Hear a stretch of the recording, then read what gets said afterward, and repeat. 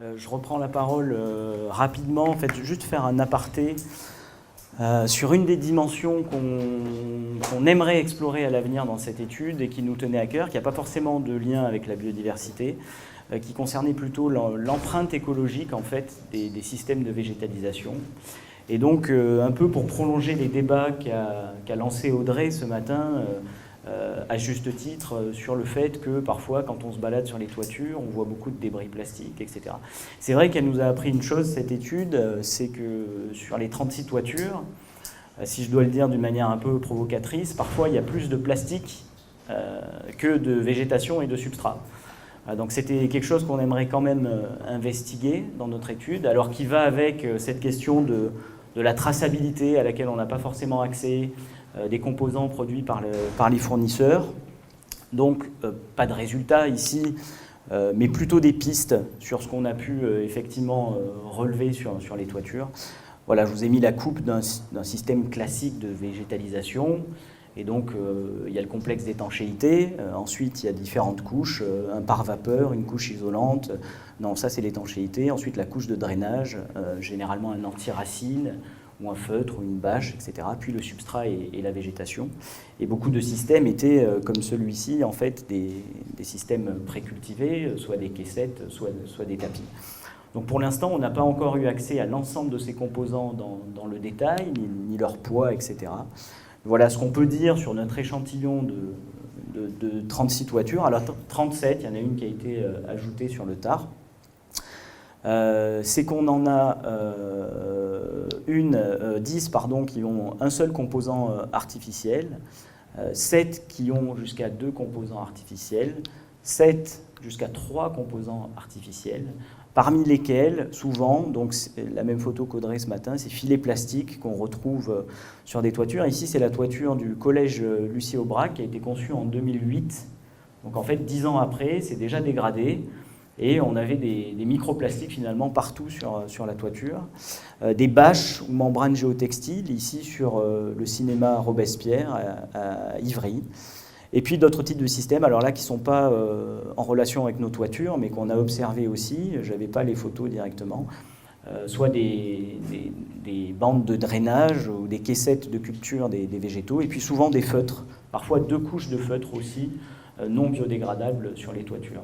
Donc ça nous a interpellés quand même, surtout sachant qu'il y a 13 toitures finalement qui n'ont aucun de ces composants artificiels, qui sont seulement faites d'une couche d'étanchéité et puis derrière du substrat et des plantes. Donc ça peut exister, c'est parfois des composants qui sont légitimes, mais dans certains cas finalement on peut se dire qu'on peut faire sans. Sur l'arrosage, on en a parlé ce matin, donc il y a 9 de nos toitures qui sont équipées d'un système de goutte à goutte, ce qui rajoute aussi un composant supplémentaire, parce que c'est de la tuyauterie, et 25 qui ne sont pas arrosées, avec 2 d'entre elles qui ont un point d'eau occasionnel pour éventuellement changer l'aspect en été quand ça crame un peu. Voilà, donc la question qui se pose, c'est est-ce que ce n'est pas des éléments qui viennent alourdir le bilan carbone finalement du système, quand en plus on cherche à argumenter sur le fait que les toitures végétalisées stockeraient du carbone. Est-ce que ce n'est pas aussi des choses qui viennent renchérir les coûts d'une toiture végétalisée? Vous l'avez évoqué ce matin, le coût de la toiture végétalisée. Il serait intéressant de regarder lesquels de ces éléments coûtent finalement plus cher que les autres, et est-ce que la végétation et le substrat ne coûtent pas finalement moins cher que tout ce qu'on rajoute par ailleurs. Donc dans l'idée, on s'était rapproché du CSTB, et notamment de la thèse d'Aline Brachet, qui a travaillé avec le Muséum et le CSTB sur les analyses de cycle de vie. Donc l'idée, à partir de nos données, ce serait de compiler vraiment toutes les matières nécessaires à la conception d'une toiture, depuis leur origine naturelle à minérale ou artificielle ou pétrochimique, et puis d'essayer de faire un bilan carbone ou un bilan matière simple de ces toitures pour les classer entre elles et essayer de donner une appréciation de leur empreinte écologique. Voilà, et pareil pour les systèmes, le mode de conditionnement des végétaux, pour avoir un aperçu sur nos 36-37 toitures, en l'occurrence. Il y a 10 d'entre elles qui sont des tapis ou des bacs précultivés, donc soit ces caissettes qui sont usinées finalement et qu'on assemble sur la toiture, soit des tapis qui sont déroulés directement sur les toits. 7 d'entre elles qui sont des micro-mottes, donc ces petites mottes qui sont précultivées en pépinière au préalable. Finalement, c'est aussi un mode de préculture, comme les tapis et les bacs. 2 d'entre elles plus rares, en tout cas pour les toitures végétalisées, qui sont en hydroseeding. Donc c'est cette solution un peu bleuâtre qu'on pulvérise sur les toitures. C'est généralement utilisé pour les talus, donc c'est clairement des semences qui sont enrichies en fertilisants, en engrais, et en une espèce de pulpe pour qu'elle puisse s'accrocher sur le substrat. Ensuite, on en a 14 qui sont en semis ou plantation. Alors, on ne connaît pas encore l'origine des plants, d'où ça vient, etc. C'est ça qui serait intéressant de remonter. Et puis, les 4 wide roof qui sont effectivement des spontanés, où là, il n'y a pas eu besoin d'apport de végétation. Donc là aussi, c'est inclus finalement au bilan carbone de la toiture dans son ensemble. Et voilà ce qui nous fait dire la question derrière, qui a été soulevée ce matin, notamment par rapport au substrat, et le fait de dire est-ce qu'on est obligé d'aller décaper des terres agricoles et qu'on ne pourrait pas faire des substrats à partir de matériaux de réemploi. La même question se pose par rapport à la végétation, où finalement on aimerait que les toitures végétalisées se fassent moins de manière industrielle avec des produits prêts à l'emploi commandés finalement dans une brochure ou chez un fournisseur, que dans des techniques de génie écologique auxquelles s'intéressent de plus en plus, il me semble, les producteurs de systèmes de végétalisation, les paysagistes. Et avec 2 exemples ici pour nous inspirer, il y a cette toiture qu'on n'a pas du tout étudiée, qui est aux eaux de Thoiry, faite par Philippe Pégère, de l'association Nature en Toit. Et elle était un peu loin pour nous, mais l'idée de cette toiture, c'est à la fois de mêler des techniques un peu classiques avec des techniques de génie écologique, puisqu'ils ont récupéré sur la prairie en dessous des plaques de prairie, donc avec un peu de substrat et les plantes qu'il y avait dessus, et puis les ont mises sur le toit, dans l'idée que la végétation se répande, et que le substrat se mélange aussi.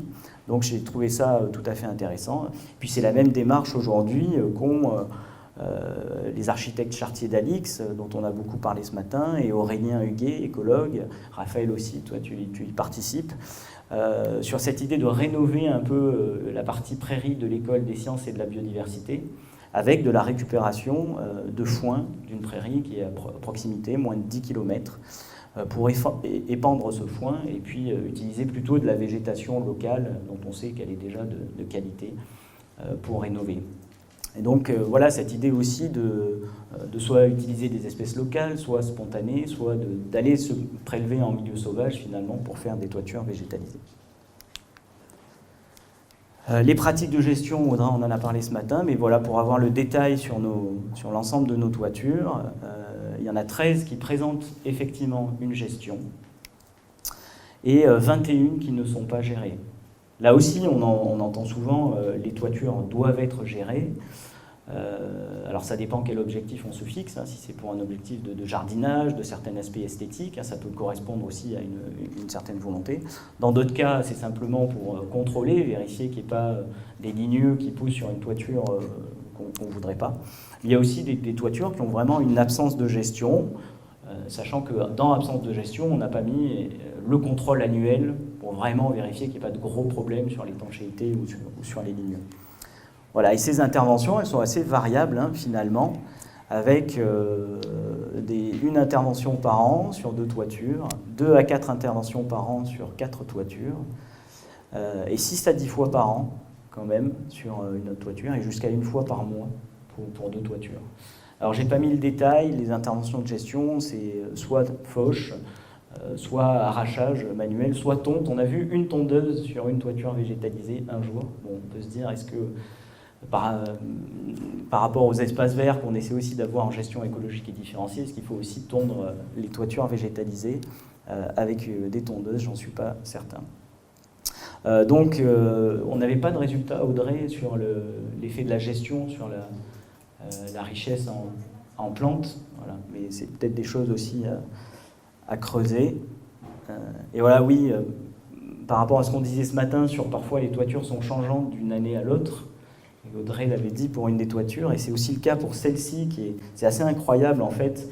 Pendant nos 3 ans d'études, la toiture du centre commercial de Beaugrenelle a changé 3 fois. Voilà, je vous ai mis toutes les années.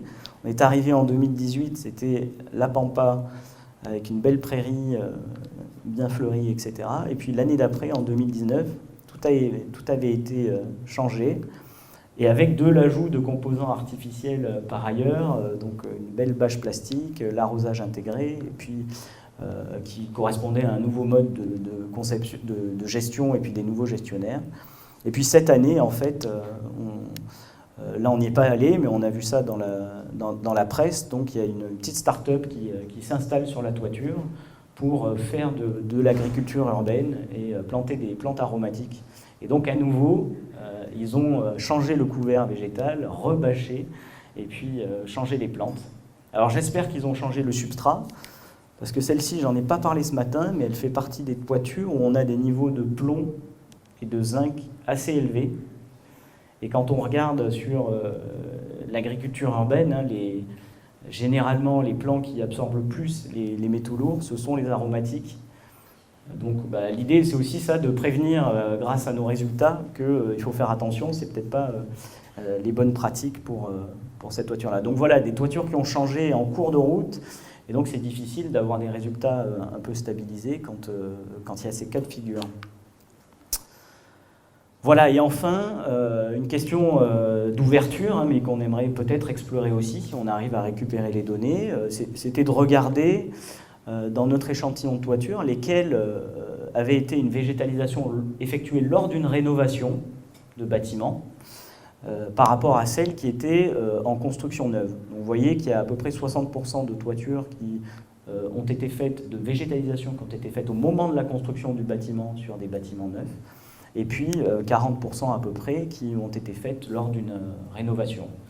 Voilà. Et derrière, en fait, l'idée, donc là, ça ne veut rien dire, on ne sait pas où ont été construits les bâtiments neufs, mais si on arrive à revenir, et notamment avec les données de l'Institut Paris Région, sur des modes d'occupation du sol des bâtiments en question, ça devrait être possible, et bien de voir s'ils ont éventuellement participé à l'artificialisation des sols par ailleurs, parce qu'on encourage, nous, dans d'autres travaux, notamment sur le zéro artificialisation net, la rénovation par rapport à la construction neuve. Et c'est un peu, enfin je dois dire, quand on a déjà commencé à parler de grooves et de cette étude, et c'est peut-être une des reproches qu'on nous a faites, c'était de dire, oui mais c'est bien, les toitures végétalisées, c'est super, ça peut constituer des milieux écologiques intéressants, pour autant, on en voit de plus en plus sur des bâtiments neufs qui participent à l'artificialisation. Il y a beaucoup de toitures végétalisées sur des nouveaux écoquartiers qui ont été faits en terres agricoles, etc. Et l'objectif, c'est peut-être aussi que vous ayez un message sur la rénovation et privilégier le bâti existant. Voilà. En tout cas, c'est une question d'ouverture qui nous intéresse. Sachant qu'à Paris, hein, vous aviez sûrement vu passer cette étude de l'APUR, l'agence parisienne d'urbanisme, qui avait quantifié le gisement de bâtiments plats potentiellement végétalisables à Paris et qui s'élève à 80 hectares. Donc il y a quand même voilà, de quoi faire sur l'existant avant d'aller végétaliser du neuf, mais tout ça avec toutes les précautions à prendre par rapport à nos données qui sont encore que minimalistes. Voilà, merci.